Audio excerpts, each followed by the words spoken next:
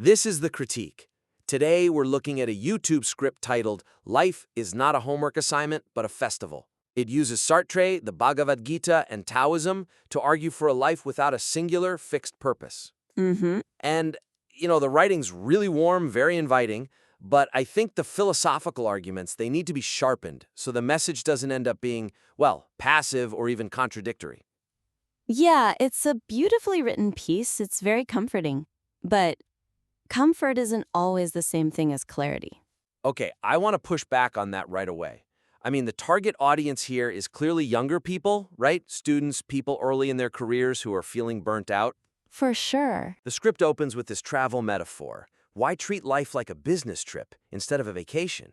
It's soothing. So why do we need to sharpen it? If the goal is just to relieve anxiety, hasn't the writer basically succeeded? Well, if the goal is just to make them feel better for 5 minutes, then yes, it succeeds. Uh-huh. But if the goal is to give them a philosophy they can actually use when life gets hard, then it fails. The script is offering a very, very soft version of 3 very hard philosophies. Okay. It's like giving someone a hammer made of foam. It looks like a hammer, but it won't drive a nail. You think it's been defanged? Completely. The script tries to blend all of these, existentialism, Hindu philosophy, Taoism, into this festival of pure enjoyment. But these aren't philosophies of fun. They are philosophies of survival. And by smoothing off all the edges, the writer risks encouraging a kind of passive hedonism that just falls apart the moment real suffering hits. Okay, let's test that.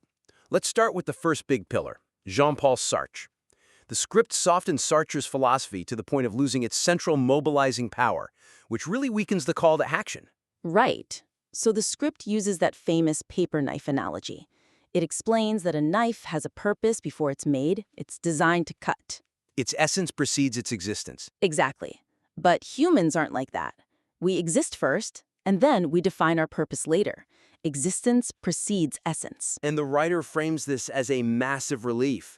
There's a line in there for, like, a teenager, you don't have a label on your forehead. You are a blank slate. It frames this lack of purpose as freedom from pressure. And that is the classic pop philosophy interpretation. It sounds so nice. I'm free, so I can just chill. Yeah. But if you actually go back to the source, to existentialism is a humanism, Sartre's, well, he's a lot less chill about it. He doesn't say freedom is a relief. He says we are condemned to be free. Condemned is a heavy word for a festival. It is. Because Sartre's point is that since there is no God, no divine artisan, to create our blueprint, there are no excuses. You can't blame your nature, you can't blame your parents, you can't blame destiny. You are entirely responsible for what you become. Mm-hmm. The script completely misses this element of anguish. It treats the blank slate like a hammock when Sartre meant it as a construction site. I see the distinction, but again, if I'm the writer, my first thought is, I don't want to scare my audience. If we bring in anguish, don't we just kill the mood? No, you deepen it. You make it empowering rather than just comforting. So the suggestion here is to reintroduce the concept of responsibility right alongside freedom. So how do we do that without it sounding like a lecture? We need a story. The current draft just says we define ourselves, but it's all abstract. We should use Sartre's famous example of the student during the war. Oh, the student facing that dilemma? Yes, that's the core of the philosophy. The script should just tell the story. It's World War II. A young man's brother was killed by the Nazis. His father abandoned the family. Now he's living alone with his mother, who is just heartbroken, and living only for him. Right. So if he leaves to join the Free French forces, he might drive his mother to despair, maybe even to her death. But if he stays with her, he's ignoring this massive evil and turning his back on his comrades. It's a brutal choice. It's personal devotion versus social duty. Exactly. And here's Sartre's point. Who can tell him the answer? Christian doctrine says love thy neighbor. But which one? The mother or the fighter? Right.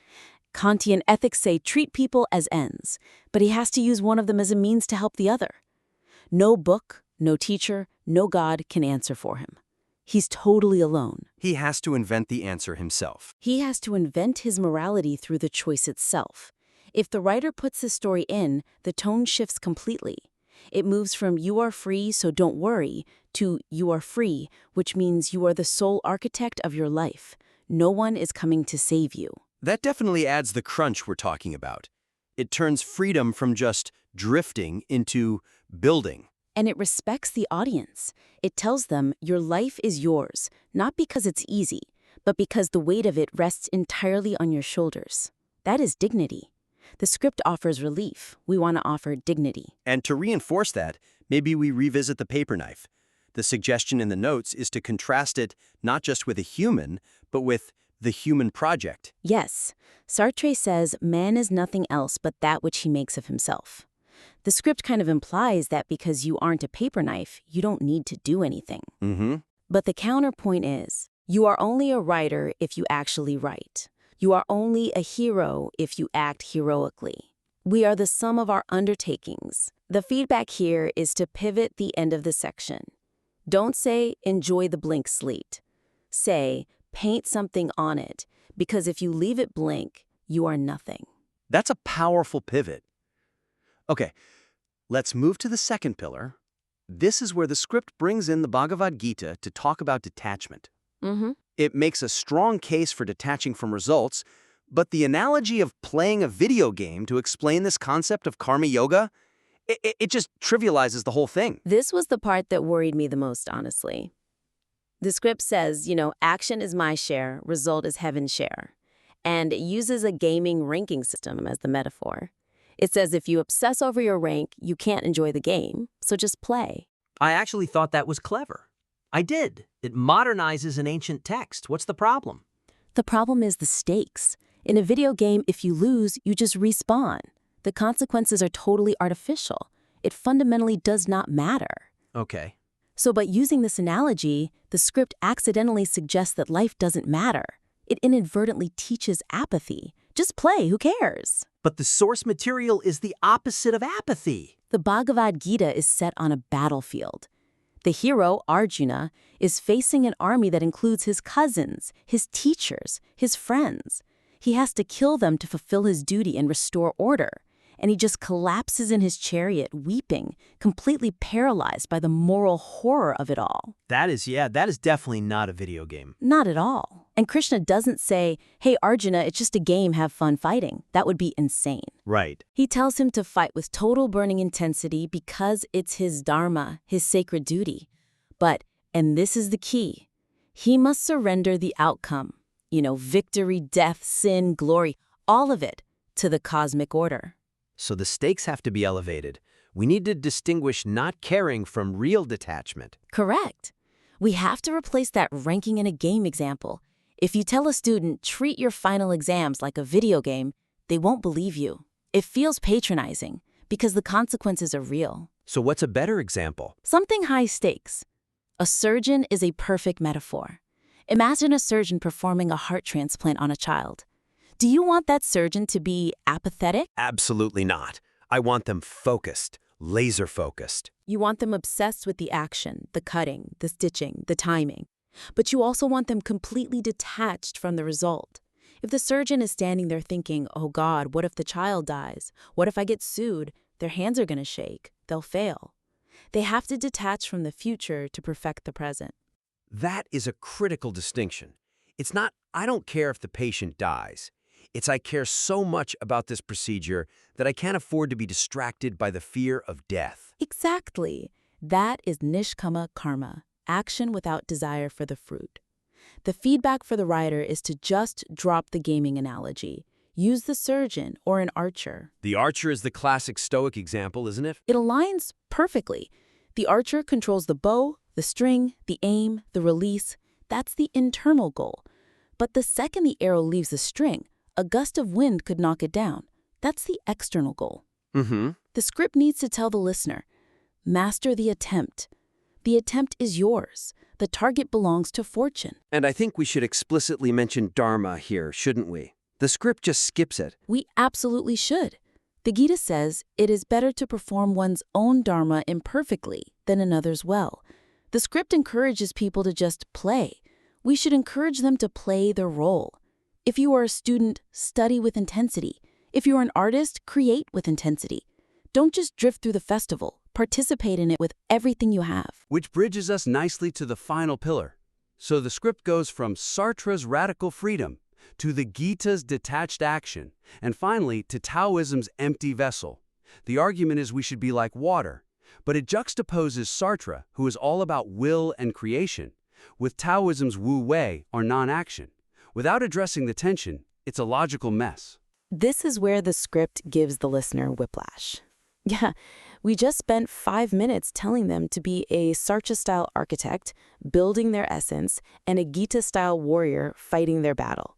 High agency, high will. Right. And then suddenly, we quote Lao Tzu and say, be an empty vessel. Do nothing and everything will be done. It feels contradictory. If I'm following Sartre, I'm grabbing the steering wheel. If I'm following Taoism, I'm letting go of the wheel. You can't do both at the same time? Flow, but philosophically, they're at war. If you don't explain how they fit together, the listener's just left confused. Should I try hard or should I give up? So the suggestion is what? To create a bridge that frames them as different tools for different stages? Yes. The script actually ends with a driving metaphor, looking out the window, enjoying the ride. Let's just upgrade that metaphor to fix the logic.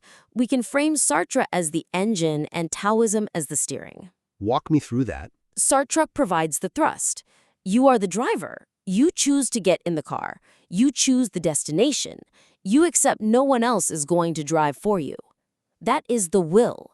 That's the existentialist part. And Taoism? Taoism is the suspension and the steering. It's how you handle the road. If you drive with a rigid tension, fighting every curve, refusing to turn the wheel because you only want to go straight, you crash. That's where Wu Wei comes in. It's not about taking your foot off the gas.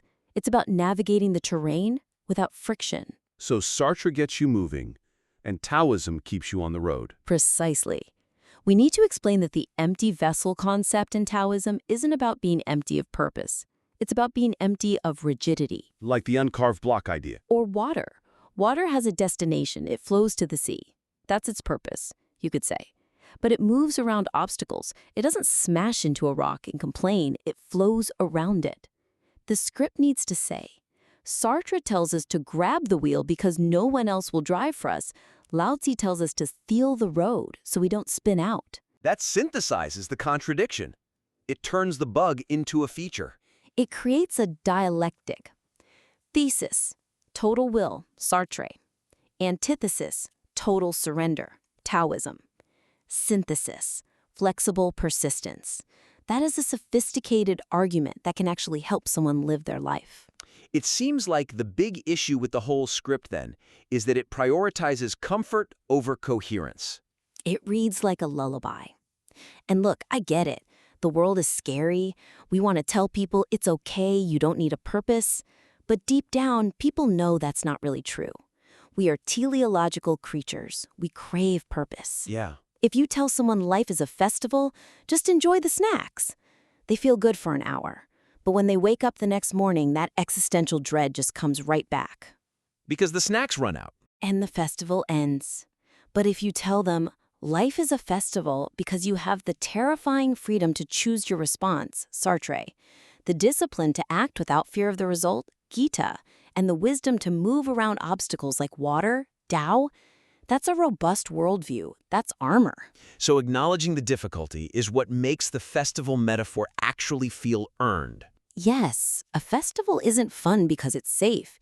It's fun because it's chaotic and vibrant, and you're actually participating in it. We want the writer to give the audience permission to enjoy the ride, but also the responsibility to drive the car. I think this transforms the script from a motivational poster into a philosophical toolkit. And that's what this audience deserves. They're smart. They know the source material. They don't need to be coddled. They need to be armed. So let's bring this all together. We have 3 main actionable points for the writer. First, fix the Sartre section. Stop using freedom as just relief. Use the story of the student to introduce the condemnation of freedom. Show that lacking a pre-written purpose is a call to build, not an excuse to drift. The takeaway is, you are the architect. Second, in the Bhagavad Gita section, raise the stakes. Drop the gaming analogy. It's too casual. Use the surgeon or the archer instead. Make sure the listener understands detachment isn't apathy, it's high-performance focus. The takeaway should be, master the attempt, surrender the outcome.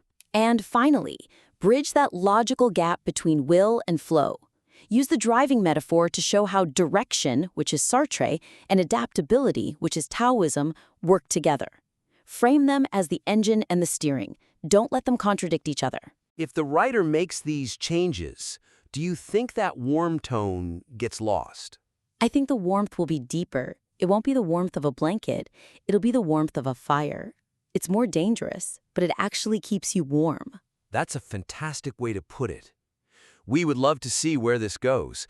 Once you've added that philosophical crunch to the fluff, please submit the script back to us. We're really interested to see how that synthesis turns out.